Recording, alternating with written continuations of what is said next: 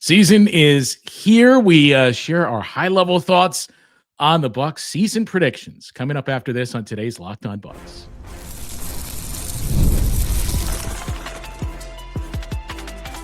You are Locked On Bucks, your daily Milwaukee Bucks podcast, part of the Locked On Podcast Network, your team every day.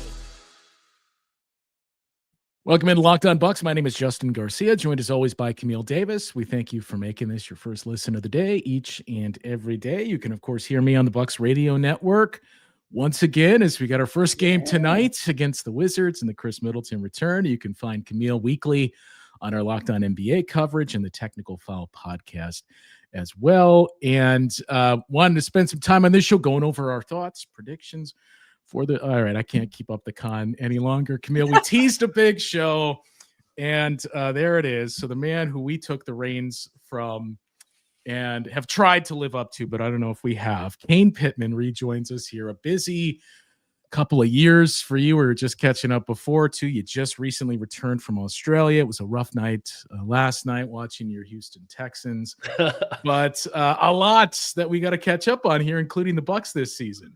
I know this isn't Locked On Texans, but it is a physical chore right now to watch that team. It is painful to watch. And living on the East Coast, the game didn't finish till damn near 2 o'clock in the morning. So I'm a little bit fatigued as we record this as well, Camille. But Justin mentioned it. Khris Middleton return.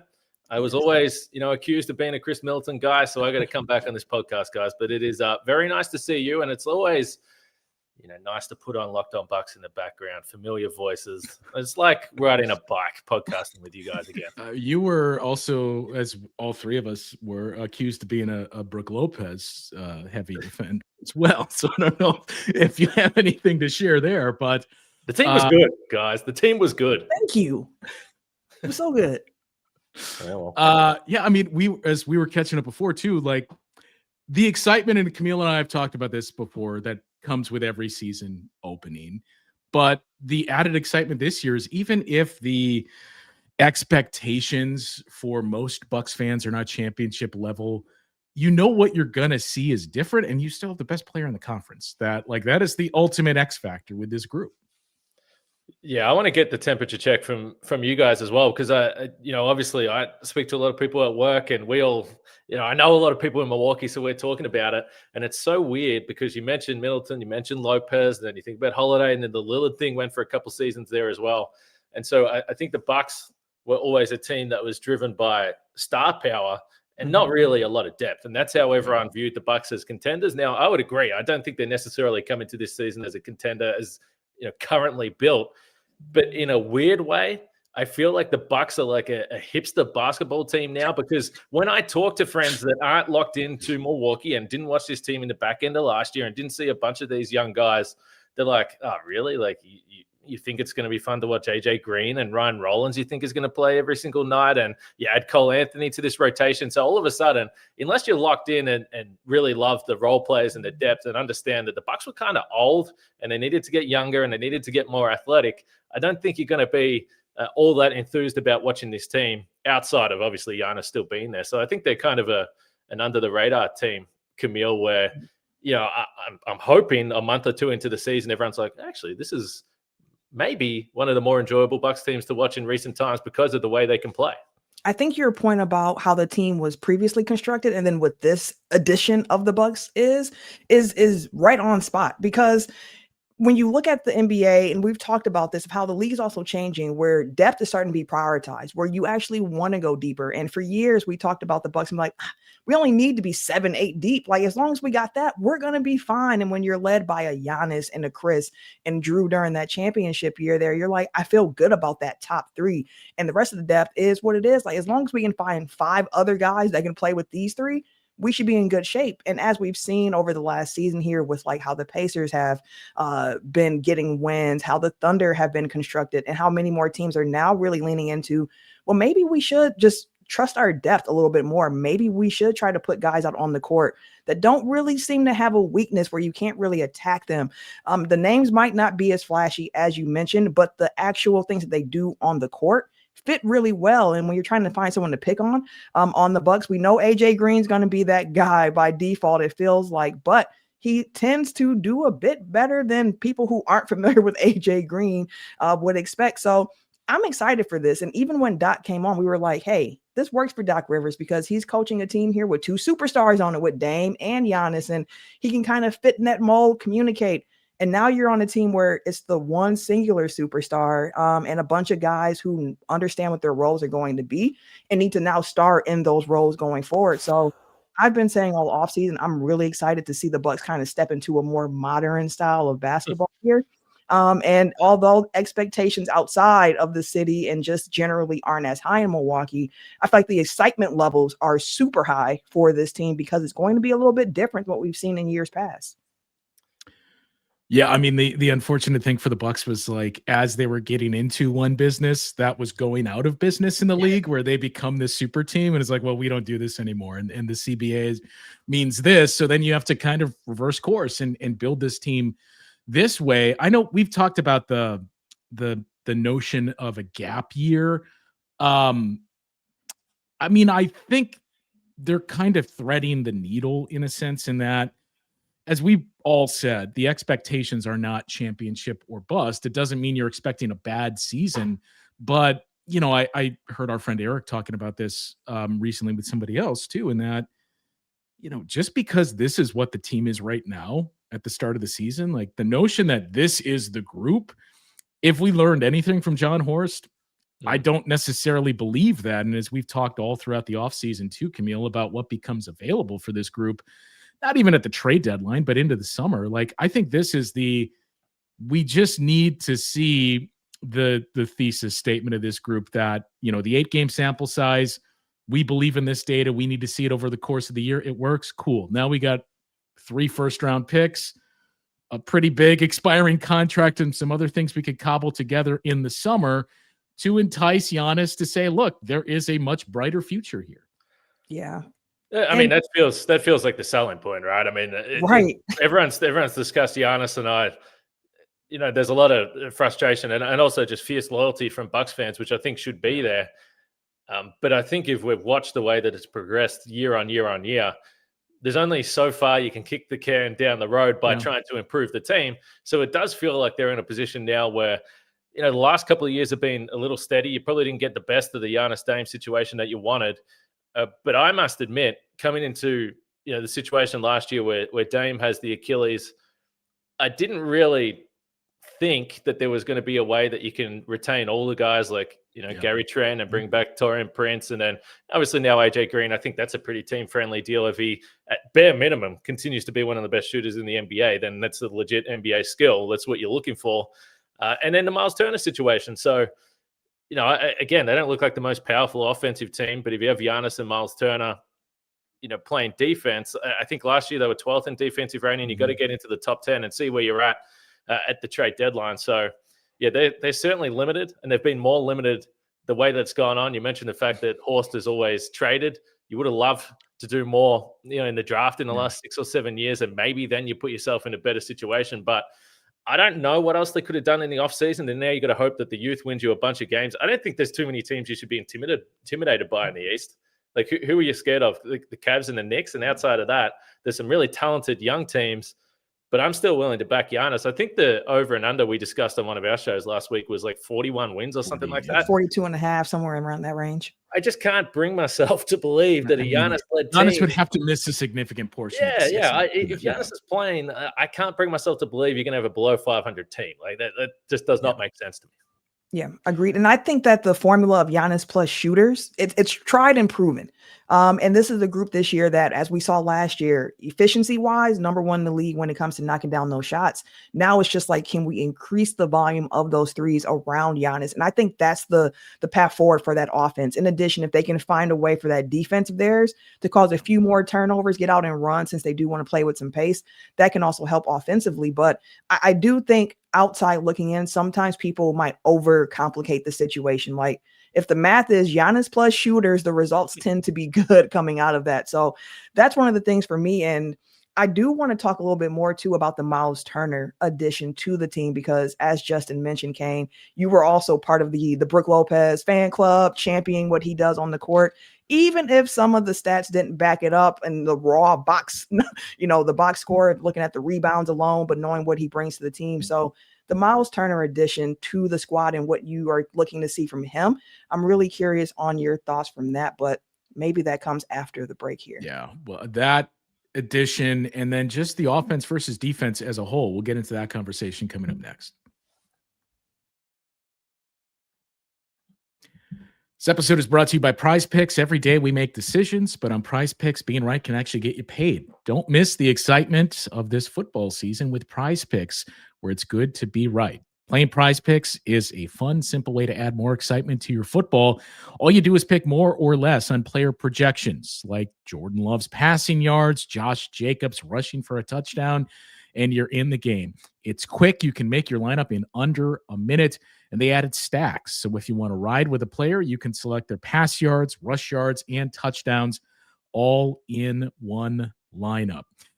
Download Prize Picks app today. Use the code LOCKEDONNBA to get $50 in lineups after you play your first $5 lineup. That is code LOCKEDONNBA for $50 in lineups after your first $5 lineup. Prize Picks, it's good to be right. And nobody likes paying rent, but you must. You might as well get something for it, and that's where Built comes in. Built is changing the game by turning your rent payment into real rewards you can actually use. When you pay your rent through Built, you earn flexible points that can be redeemed towards hundreds of hotels and airlines, a future rent payment even, maybe your next Lyft ride, and so much more. But Built isn't just about rent. It's about rewarding you around your entire neighborhood. It finally works for you in paying your rent. You can earn points every month on something you already have to pay. Whether you're grabbing food at your local restaurant, heading to the gym, you're still earning rewards. And Built has made everyday life feel more rewarding, from your neighborhood to your travel plans. So turn your rent into rewards and start earning points around your neighborhood by going to joinbuilt.com/LockedOnNBA. That is joinbuilt, BILT.com/LockedOnNBA. Make sure to use that link so they know we sent you. So you mentioned the defense, Kane, and I guess that's the natural transition to Myles Turner and what he brings. But before we get into Myles Turner specifically, which of the two units do you think will finish with a higher ranking this year, their offense or defense? Can I just quickly say, I looked away for a second as you were doing the ad reads, and I heard the word built. Thought that bar was coming. I got highly excited. I had some takes. I had some thoughts. I don't know if they're still on board, but anyway, they're not. Interesting. We'll leave it there. I'm interested in built rent payment as well. So just to clarify, I think defense. But it's interesting you talk about the 3-point shooting. So I think in the preseason, they're getting up around 42 threes. Yeah. Obviously you're not playing all your key guys all the time. So does that get closer to 46, 47, 48? I think the Celtics, I've heard they might reach 60. I mean, nobody knows right now, but it's kind of a similar formula when you think of both teams, and obviously missing pieces, and the Celtics in the transition period. You tell yourself, well, if we can shoot enough threes at a high level. I think the defense, though, I was around the Pacers a lot last year, and Myles Turner has always been a guy that's been a little bit under the radar. Probably hasn't got the credit he deserved like Brook Lopez. But if you look at the numbers last year, I think he was around 15 points per game, 6 rebounds. And I think he was 40% on threes on 5 attempts. And he's already spoken in the preseason about how Giannis is going to change his life. And he hasn't played with a guy like Giannis that draws the attention that Giannis draws. So I can see those attempts getting up to 6 or 7. So it's going to be contingent on the offense. But I still think the best way to help this offense, particularly in the half court with the guys that they have, with all the attention on Giannis, is to be playing disruptive defense, trying to force turnovers, pushing the pace, and getting easy shots. So I still think this has a potential to be a top 10 defensive team. I don't think they'll be worse than last year, and last year they were 12th. So maybe I'm leaning defense. Yeah, that makes sense to me. And one thing I heard, I think it was Doc Rivers and some of the training camp availability, and he was talking about the defense and forcing the turnovers. And he was like, we don't necessarily have to gamble for us to increase our turnovers here. Like what we need to do is just pressure the ball, as we've been talking about. If you have the point guard pressuring the guard up the court, they pass it to their 5, and we have our center also pressuring the ball. You don't even have to gamble most of the times, because the opposing center, more often than not, under pressure will make a bad decision, and then we can run out from there. Where he was saying, like, you don't have to gamble, like let the pressure do it for you. And seeing the guys buying in, like you've seen Bobby Portis so far in the preseason playing up at the level, blitzing, showing that help there. You've seen Kevin Porter Jr. being aggressive. You've seen Ryan Rollins when he gets in the game picking up full court. You've seen the pressure aspect of the team really go up in levels that we haven't seen over the last few years, especially with Doc here in town here. And part of it, I do think, is personnel of just playing to your strengths here. But they have a group of guys that are willing to dig in, have that pressure. And I think you're going to see the Bucks. I don't want to make a bold prediction like Bucks turnover, they're going to be, top 10 or anything like that. But a Bucks team that's been bottom 5, it feels like, for years and years and years.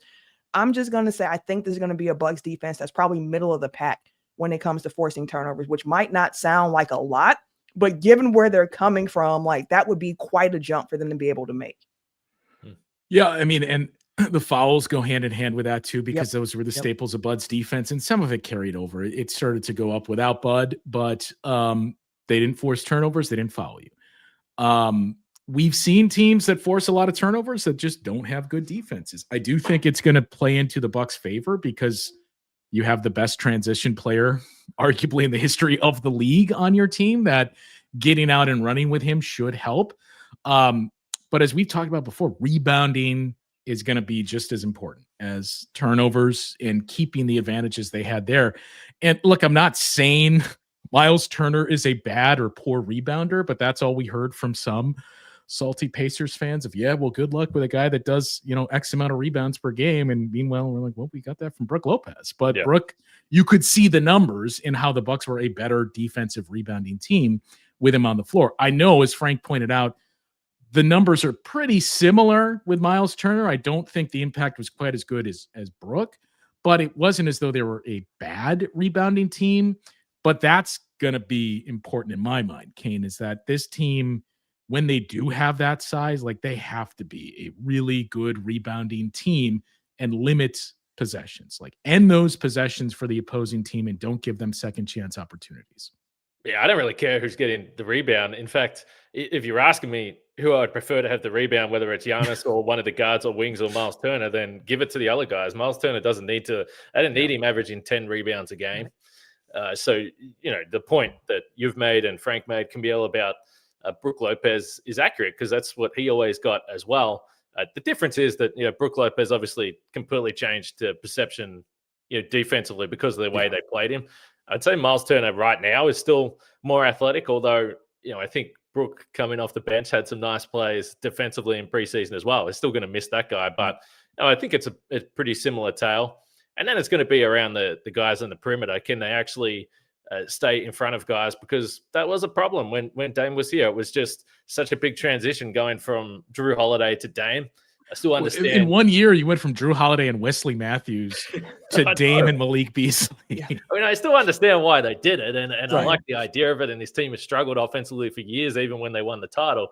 But you really did go away from the identity. So, I think Giannis will be comfortable playing next to Brook Lopez. And then, as you guys pointed to, if AJ Green's going to be the guy that starts, I don't think there would be too much support for Kuzma to start. I don't know the temperature check of Bucks fans, but I'm going to say no. Too much? I'm going to say no. So then, is AJ Green passable? What does KPJ look like? Gary Trent. So I think the perimeter defense is still a significant question. And then I keep talking about the offense, not to go everywhere, but who's going to be the second leading scorer? Is it going to be Myles, or is it going to be Gary Trent Jr., or people really high on KPJ? I mean, we've shared our thoughts quite a bit, so I do want to hear your thoughts on all of that. Second leading scorer, who's the most important? Obviously, Giannis is the most important, but who's the second guy on that list? We'll get into that conversation coming up after this. Time to talk to you about our friends over at Rugiet. Let's be real, making excuses doesn't solve anything. We've heard them all before. It's just stress, you're tired. It happens to everyone sometimes. But when it comes to performance, sometimes your body just needs a little extra support, and that's where Rugiet comes in. Rugiet.com offers fast-acting, doctor-prescribed treatments for ED designed to help you stop making excuses and start making moves. It gets you started. You just connect with a board-certified doctor 100% online, so there's no awkward waiting rooms, no in-person appointments, and if prescribed, your treatment ships discreetly straight to your door. It's a fast, simple, and private process, and it's all handled by real doctors. So visit Rugiet.com/LockedOnNBA. That's RUGIET.com/LockedOnNBA to get 15% off your first order. That's Rugiet.com/LockedOnNBA. And don't forget to use our code LockedOnNBA so they know we sent you. Rugiet, stop making excuses and start making moves. So the second leading scorer, we'll start there. I mean, Camille, I don't remember if you did. I certainly went back and forth. I thought from the onset it was going to be Kevin Porter Jr., and he's going to be pretty important to this group. After watching the preseason and just revisiting parts of the later half of last season, I think it's going to be Gary Trent Jr. That he's the guy that I think has consistently shown the ability to take on some of that workload. And I mean, his play in the series against the Pacers stands out the most. I think Myles Turner's scoring will probably go up. I don't think he's going to be a 20 points per game guy. And I guess that's the other interesting part is, do you think there will be a second 20 point per game guy, or is it just going to be a mixture of guys that are, in that like 15 to 18 point range? And I'll say this while you think that over. Well, Justin started on Kevin Porter Jr. and moved to Gary Trent. I started on Gary Trent and moved to Kevin Porter Jr. as who I think will be the second leading scorer for the team, just given his role. The burst he has to getting to the paint, what he can create for himself, create for others. And he feels like he's really starting to put that together. So I think it's going to be Kevin Porter Jr., but I also think this is going to be a group where you have 7-8 guys averaging double digits for this team, where it's a really collective average for the group. But Kane, who are you thinking is going to be that second leading scorer for the group?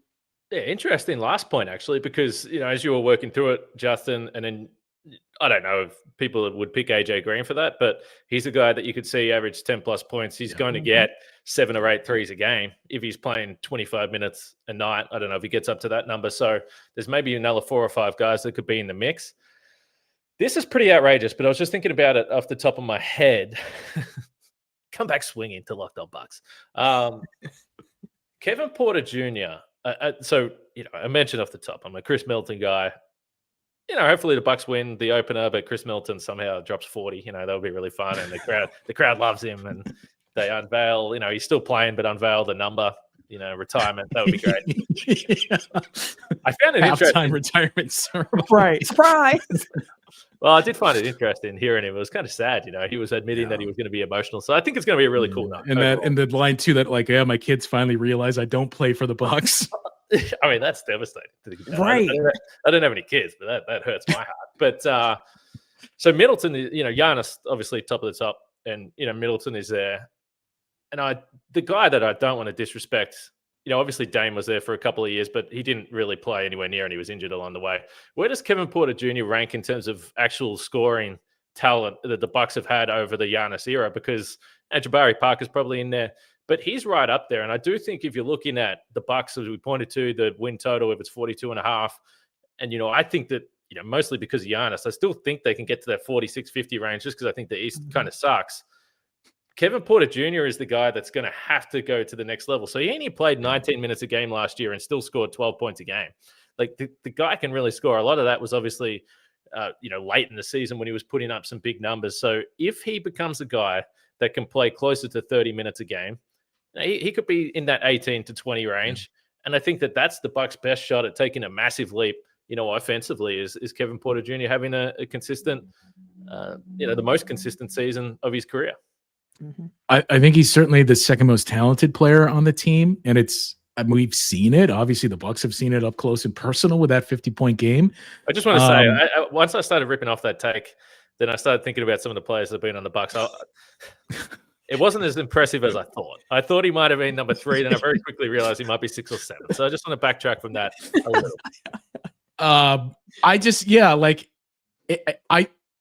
total fence straddling here, but it's going to be one of those two guys, I think, either Gary Yeah. Trent Jr. or Kevin Porter Jr. And I guess it just comes down to, I think the ceiling is higher with KPJ, but at this moment, in terms of consistency, I trust Gary Trent Jr. more.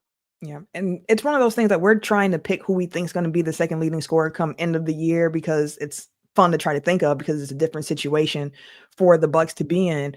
But the reality of it is that the Bucks are going to need multiple guys to really play over what some people might think or consider. Like Gary Trent Jr. has been a guy before where he's averaging, 19 points a game. We've seen Kevin Porter Jr. have, average around 18, 19 when he was in Houston. The Bucks recently just had a little short on their social where they asked the guys what their career high was in points. And when Kevin Porter Jr. walked by and just said 50 NBA level, he smirked. I was like, you don't want to say who that came against. I respect it because I remember him cooking the Bucks up in Houston for that game to get to the 50, but it's all there in front of him. I think AJ Green too is one of those guys where the shot creation aspect in his game isn't as pronounced as the Kevin Porter Jr. or a Gary Trent Jr., but preseason, he was sprinkling some things in there that I didn't expect from him. Having the ball in his hands a little bit more often, even some step backs, the off movement shooting from him. And if they can get him going too, especially with his chemistry with Giannis, as like that inverted pick and roll and what they can do there, like I can see AJ Green being up there too. And maybe it's also Myles Turner. Like the more I think about it, again, it goes me back to being like, they're going to have a bunch of guys, I think, that are scoring double digits, but Myles Turner is going to be asked to do more for the Bucks, just in every single area more. Can that more be 19, 20 points a game with the 3-point shot? I think it could be. So nobody mentioned Kuzma, Justin. I'm just clarifying. Are we completely off? Well, we should check with Frank to see if he would bring up the name. Is he angry? I can imagine he's not.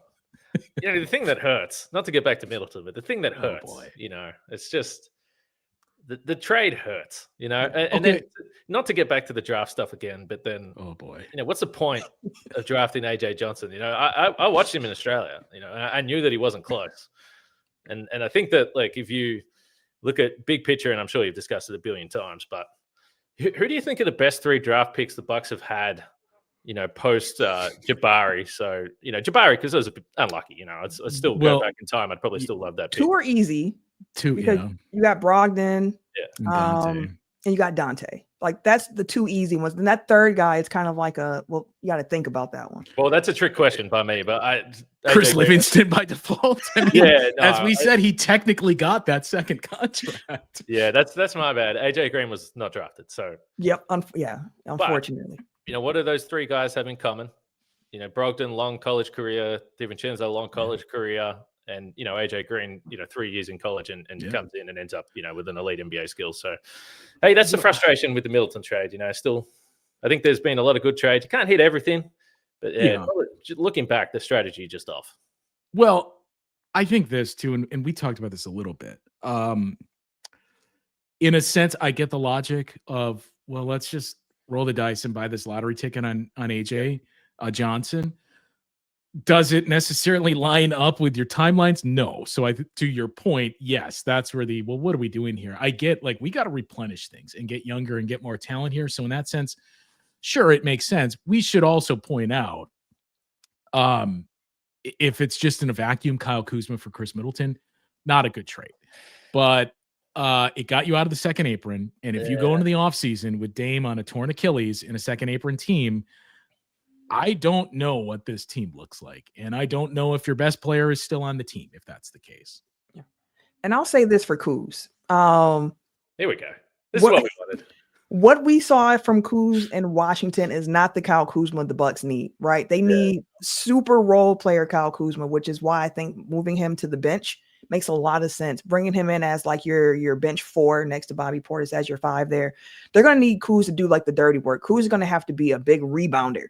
He's going to have to be somebody who's really conscious of his shot selection, making sure they try and take catch and shoot threes, not step back threes, not off movement threes, catch and shoot if possible, and finish at the rim. That's an area for him last year where it's like he was getting to the rim. He just wasn't finishing it at a high clip. So if he can increase that efficiency around the rim, plus knock down those shots, catch and shoot, have a good shot selection, rebound, because when Kyle Kuzma gets a rebound, he's often running too. Like I made the joke of like Giannis light, but like light, super light Giannis in the sense of how you're trying to play him of like, he's your 4. You can kind of play through him, put the ball in his hands. He's seen some improvement here of him like off the short roll too and all of those things. So I think Kuzma can have a year where the value kind of increases. Now, whether that value increases enough for him to remain on the Bucks, to be seen. But I think Kuz can have a year this year where he's impactful.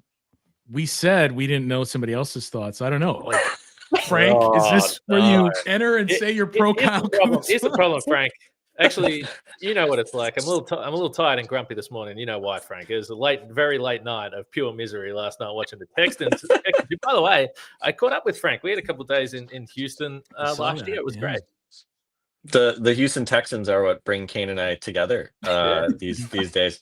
No, I don't know what you guys have covered so far. I was late for work because of a work thing, but I could not miss a chance to appear at least on a pod with my guy Kane. I don't know, Kane, how many pods you ended up doing. I don't know how many we did together, but the dulcet tones of your Australian accent were something that were just a maybe not daily, but like almost daily part of my life for a couple of years. So it's wonderful to see you. It's not like we don't text and message frequently. So for people who think that like we're strangers, we're not. But it is great to see you. It is a little different though, Frank, because rightly or wrongly, I still act like I've got some authority around Locked On Bucks. So this morning you said, well, I can't do it till 11 Central. I got to be in the car at about 10 minutes head to work. So I said we can't do it, but I said don't worry about it. We'll just do another Kane and Frank pod. I'm just scheduling myself in. The disappointing thing about that is there might be people that are watching this that are like, I don't even know who this guy is, and he's really annoying. What is he even talking about? So that's how we roll. Camille mentioned before the KPJ a 50-point game.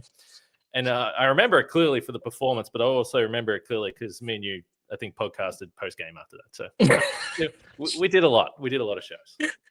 There's a lot of podcasts, but like I often, Camille and I often talk about, you just never know when you're going to get that was not the sort of once in a lifetime experience that we like to podcast about, but you never know when we get the 50 point Giannis game, those special performances. I'm thinking back to, some of, I've for some reason, I'm thinking back to Giannis when he like hurt his knee and then scored like 49 against the Blazers on a Saturday night. He was like 17 of 19 from the field. And it was just like, Kane, we got a pod about this one. That's the fun part about doing these pods. Like at the end of the day, we're all sickos. We know many of you listening, you're sickos too. You see these amazing things happen. We've been privileged to see, especially Giannis delivers a lot of these types of performances.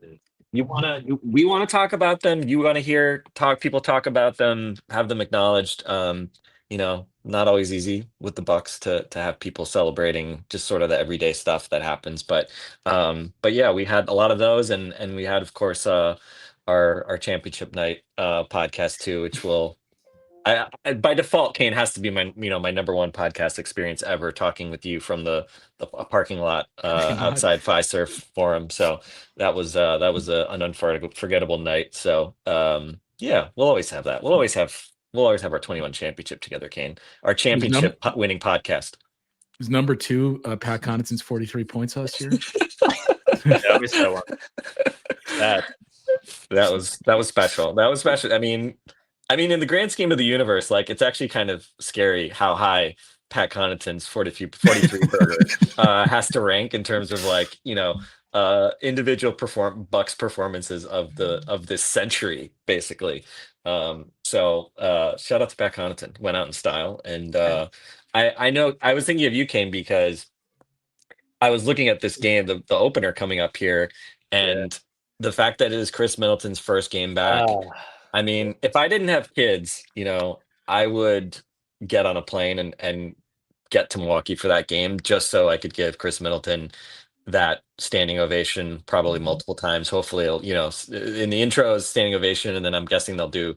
I think they usually do the video, right? The tribute video, like first time out, right? Yeah. So Camille and I were saying you got to do it like after starting lineup, so it can be like 8 minutes long.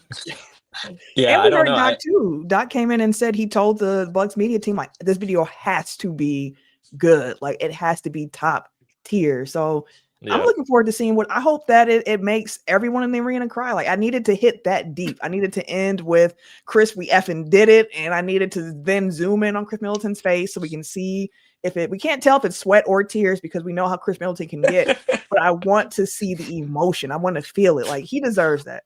It'll be moist one way or another. Shout out to Moist Jordan, the nickname given by our friend Justin Johnson. But yeah, it should be special to have Khris back in the building. It's kind of fun. It's like hard to it's easy to forget. He did actually play the Bucks, late last season in Washington. And in a otherwise pretty forgettable We game. just got lost in the emotion of Kyle Kuzma's return to DC. Yeah, that was magical. Well, I know you're right up against time here, Kane. So it's always great to catch up. We were supposed to catch up. Was that last year that you were going to be covering a game in Milwaukee, and then at the last minute it got changed? Yeah, I'll tell you what happened. It was the scheduling of games can frustrate fans. I understand that. I was scheduled to do a game in Milwaukee. I haven't done a game in Milwaukee since I left when the league shut down in 2020. Yeah. I've done a couple of Bucks games, but I haven't been to Milwaukee. I got moved to a New Orleans Pelicans Golden State Warriors game in New Orleans where no one was playing for the Pelicans. And I was just sitting there sad the whole night. But I'm hoping to get a Milwaukee game. I'm going to 3 games this week, but still not in Milwaukee. I'll be in Chicago Monday. So I'm getting closer to hopefully returning to Fiserv sometime. Wait, Kane, you were in Milwaukee with us for the live pod 2 years ago, whenever that was. So you've been to Milwaukee since the pandemic. You just haven't, I guess, been back for a game, which is unfortunate. So we'll have to hopefully I guess we'll have to do another live show. Yeah. Well, I was actually disappointed because us 4 were at the live pod at Broken Bat, but where's Bango? Because our I got an in with him, so I could probably next time you're on set something up there. Made a great appearance of that that live show, so we're gonna get that guy back. Best in the biz. Hey. As we let you go here, is this the year that they get on? Is this the year we're talking about a team 5 years removed now from a championship? Is this the year they finally break through and get out of the first round of the playoffs? Yeah, why not? Hey, you got to be really sold it. Hey, we've discussed it throughout. I think that Frank, I said, the Bucks are a little bit of a basketball hipster team now. You really got to know some of these guys to really care about them. I think they're an interesting group, fresh group. Looking forward to watching them play. So I'm hoping Giannis, the greatness of Giannis, can drag him to the promised land. All they need is an Australian, Kane. That's what we're missing. We still haven't gotten our annual Dante Exum wishes and dreams that Dante Exum would somehow land in Milwaukee. That became like an annual thing. I feel like I was even pushing that even more than you were. And then, but we'll see. I know Kane and I were texting there was like a 10-minute period on draft night where we thought maybe Rocco Zikarsky. What was that guy's name? Zikarsky, the big fella. Yeah. I think Tyrese Proctor would play on this Bucks team. That's my hot take. Yeah, I don't even want to talk about Terry Proctor because that doesn't feel great passing on him for our guy Bogalyub out in Eastern Europe. But anyway, we need another Aussie. We need to give the ESPN Australia folks some incentive to ship Kane back up to Milwaukee to do some coverage. Yeah, I assume you'll be on the Johnny Furphy beat in Indiana. So maybe what was the pizza place in Indiana that you and Eric Name went to? Maybe you grab some pizza on the way up to Milwaukee one day. There he is, right there. There's Johnny Furphy right there. And for those watching on YouTube, someone left that behind at the NBA Finals under their seat, and I'm like, I'm going to grab that. Little Johnny Furphy head. Hey, great dunker. Yeah. Well, Kane, always good to see you and catch up with you. We'll do this again during the season. I'll put it in, mate. Don't worry about it. All right. That'll do it for today's show. For Kane, for Camille, for Frank, I'm Justin. We'll talk once again tomorrow on Locked On Bucks.